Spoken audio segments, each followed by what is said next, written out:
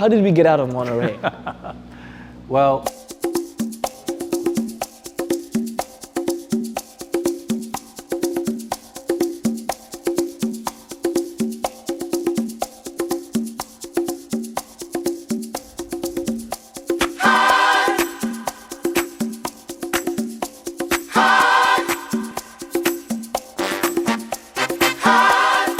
so, Monterey Car Week is like the Super Bowl or the World Cup of car guys, right? Everybody from all over the world comes to this one centralized place that with their love of cars, all kinds of cars. You get to see everybody that you haven't seen maybe for a year, or you only see in social media and you talk, but then now you get to see the person in front of you and you get to talk and share moments. It's wonderful. Okay, all right. Thank you so much. All right. Have a good day. I mean, Quail is a great show. My friends Michael and Philip Codori, put that together. The Peninsula Group that owns the Quail. It's a great show, but I think it's part of it. It's a staple. It's a staple of that show. But so is the Conquest de Elegance is a staple. Bookends, maybe on the Sunday. The auctions is a staple, and I hope Casa Lee now is a staple. A lot of events and dinners and things there's an objective, right? If car companies want to invite you because they want you to see their cars. If it's an auction, they want you to bid on, and buy the cars on the auction. If it was a car show, Quail or Conquest de Elegance, you coming to see the cars, right? For Casa Lee, it's none of that.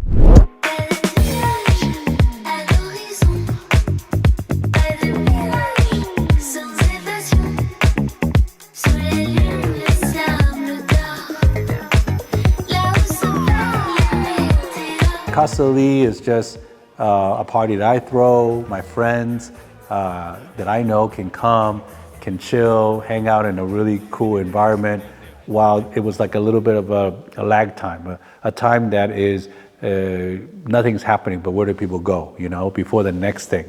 And this year we did a theme, the Central Pay theme. We had a DJ from Central Pay, wearing the racing outfits. We had a bar, we had a gelato bar, we had an espresso bar, we had great Michelin star chef that did the hors d'oeuvres, and we had GP there with the display, Monza Design with the display, and then Nwtn Cars, electric car company from out of Dubai, was showing it. So it was just a cool kind of hangout place, this cool party, good music.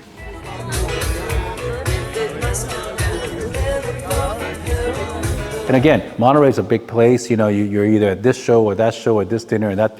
You get to miss people. But if I throw my own party, everybody kind of comes to me. Then I get to see everybody. I get to spend time with them, have moments with them. That was why it was so great. We saw John Todd at Quail because he's friends with Michael Codori and Chip Connors, and so we saw him at the VIP hospitality. We chatted up and asked him, hey, how was the wedding with Michelle, my friend Michelle? Together they decided to marry after 19 years. And it was all good. And of course I invited him to Casa Lee for the party, and he showed up. He showed up, and that was great. Got a pair of Monza Design Eyewear, so he loved it. It was real good support from John, and much appreciated. So then right after that, we went to Casa Ferrari. Right.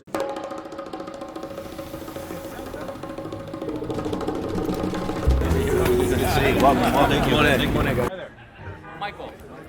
Hey, David. Right?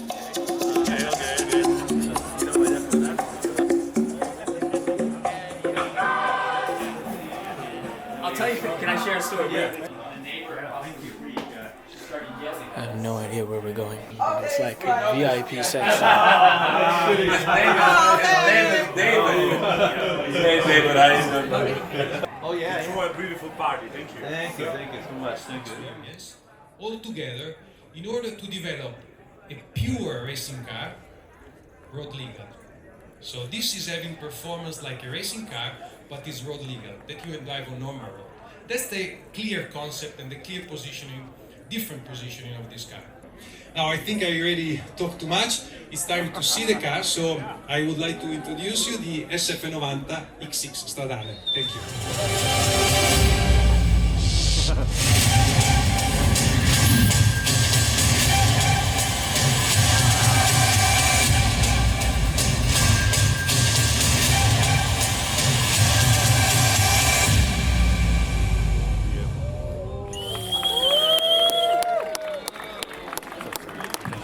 Here we are with the SF90. That was the first time that Ferrari showed the SF90 XX Stradale to the U.S. public at the Casa Ferrari. But I had, like you said, I had already seen it in Maranello. So that allowed me to be, I didn't have to be all over that car, take pictures, see it. It allowed me to be able to just mingle with people and chill, When I go to these shows, people talk to me and they're excited to talk to me, which is fine.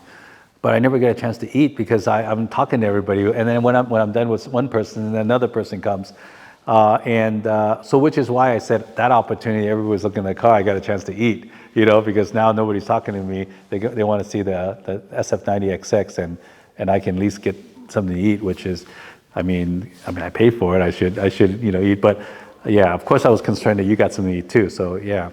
So David, what time did you wake up this morning? I woke up 7. 7? Yeah. I saw you out here first. Always ready to work, even when on holiday, huh? Work, it's not holidays, it's work, man. It's work. I would tell you that anybody successful, prior to you seeing who they are right now, they've probably worked hard for, who knows, 20 years, 30 years, 40 years, whatever. It's built into our DNA. It's built into our work ethics.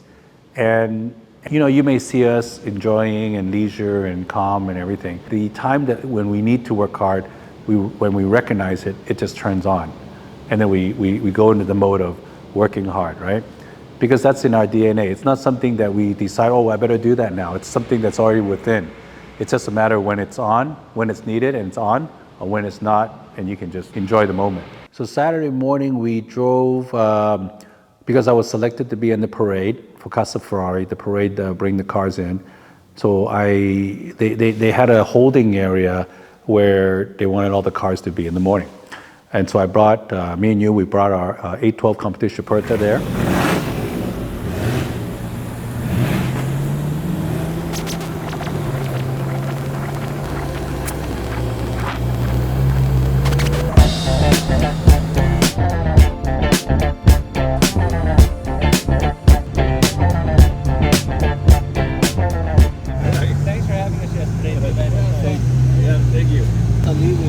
My classic cars, my 250, 275, 330, 365, and the Monza Dino.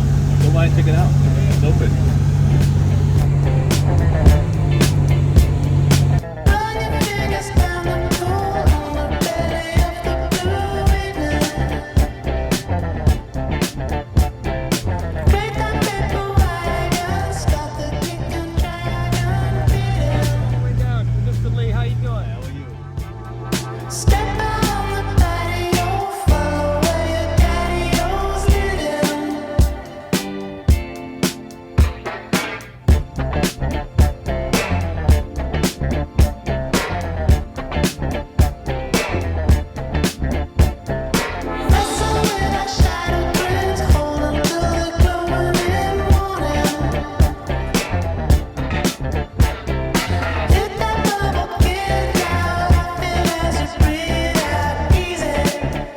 Every year Ferrari has a theme and had a strategy, and they got to pick the cars that's in that strategy. And if you don't have the car, obviously they don't pick you.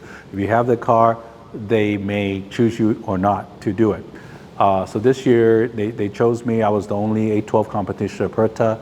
I was right there, right behind the showing of the SF90XX, kind of in the middle between the two. So it was a great position. Yeah, it was quite the honor to be able to show my car. Oh yeah, okay, please. I'll follow you for sure after. I will. Every time you had a chance, like it was like the classic racing cars. That was like where your interest was, right? Yeah. This is my next classic car. Yeah, we'll find it. This right here is sick.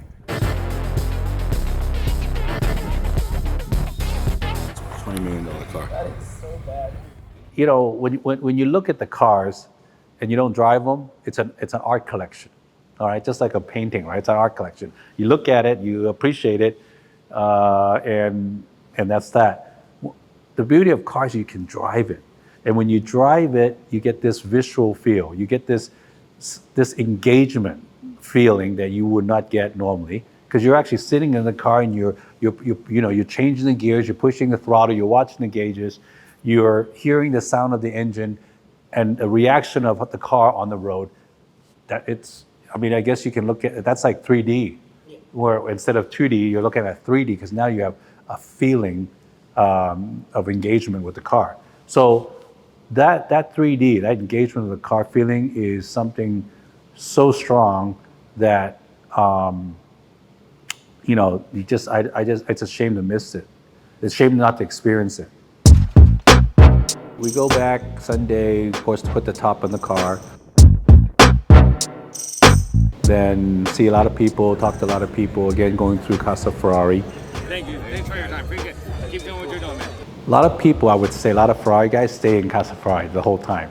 I guess that's good. They get their money's worth. They're there like 3 days in a row, and they're just there talking to other Ferrari, collectors and so forth. With everything that I'm trying to cover, I could not be there the whole time.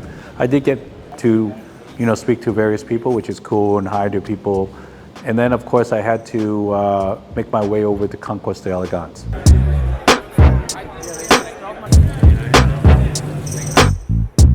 To see my friends there, to see Rolex there. Mr. Lee.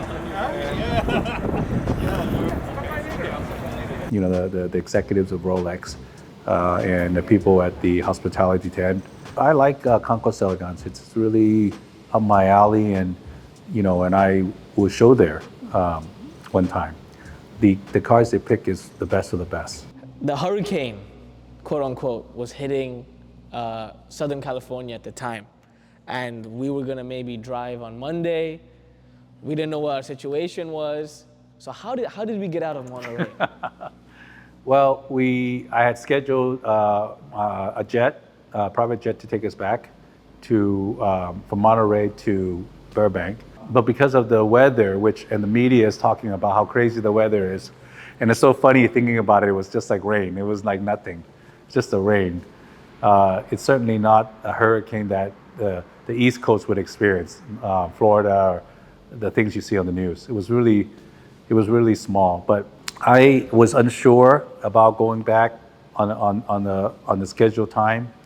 I was thinking about maybe driving back on Monday. In talking to very knowledgeable people in the aviation, I saw a window of time that was the most safe, and I said, let's go, and that was like 30 minutes from when I decided that we had to be at the airport, get in there, fly. And we flew back, it was safe. It was quite smooth. We were outside Casa Ferrari, we were waiting for the golf cart, and we were talking about how to become successful. You said, if you don't have a big capacity, how are you gonna do big things? That's right. That's right. And that capacity needs to be built, though. It's not built in one day. I was outside, had a pretty girl in a fast car, I was 21. It takes training, and it takes doing it. It takes taking it, stretching yourself to have the bigger capacity to handle it, right? When I'm in the West End. If you're always putting yourself in a situation where the capacity is not big, how are you going to build up those muscles? I had a wish. God knows I wouldn't believe when I was a kid.